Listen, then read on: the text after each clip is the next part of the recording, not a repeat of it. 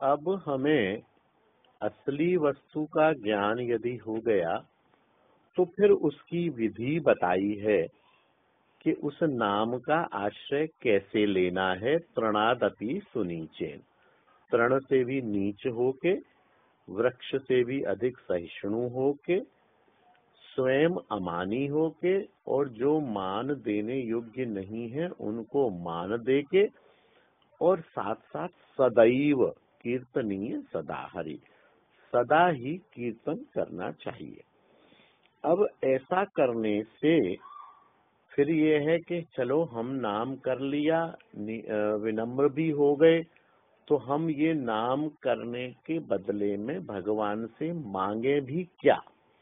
जैसे एक अनेक देखिए वॉइस नोट आते हैं और उसमें वो लोग कहते हैं कि हमें तो यही नहीं पता है कि प्रश्न पूछें क्या, हम आपसे बात क्या करें, हम मांगे क्या, हमें यही नहीं पता, हमें तो इतनी भी अकल नहीं है। तो उसका जवाब है न धनम न जनम न सुंदरी, मैं धन नहीं चाहता, मैं लोगों की भीड़ नहीं चाहता, मैं सुंदरी स्त्री नहीं चाहता, मैं सुंदर रचना नहीं चाहता, मैं प्रत्येक जन्म जन्म जन्म जन्म में आपकी अहेतुकी भक्ति, अहेतुकी का मतलब डीलिंग नहीं, केवल भक्ति, भक्ति ही चाहता हूँ।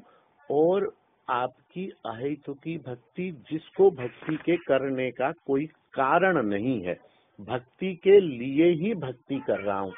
मैं कर्म बंधनों से मुक्त होके अपने कर्मों को आपको समर्पण करने वाली भक्ति नहीं कर रहा हूँ जिससे मेरे कर्म बंधन में ना फंसे। मैं तो भक्ति के लिए ही भक्ति कर रहा हूँ।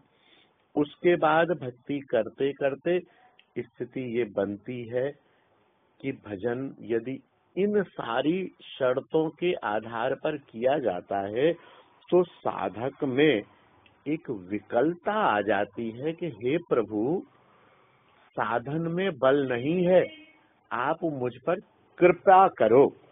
कृपा क्यों करो कि मैं आपका दास हूँ, जीवेर स्वरूप है नित्य कृष्ण दास, लेकिन मैं दुखमय संसार में पड़ा हुआ गोते खा रहा हूँ। आप मुझे अपने चरण कमलों की धूलि के समान आश्रित कीजिए और आश्रय प्रदान कीजिए, तभी मेरे को इस नाम का फल मिलेगा, यानी कृपा। और उसके साथ साथ विकलता कि प्रभु मैंने आपने जैसे बताया उस प्रकार नाम कर रहा हूँ, दीन भी हो गया हूँ, सब कुछ हो गया हूँ, अनुराग भी हो गया है, लेकिन प्रभु आप कृपा करो, और आप कृपा करोगे तो इस नाम का फल प्राप्त होगा। यहाँ तक का अध्ययन, यहाँ तक का आस्वादन हम लोगों ने कल किया है। अब आज जो है, आज नाम करते करते नाम भी नामी से अभिन्न है, तो नाम महाराज प्रकट हो जाते हैं।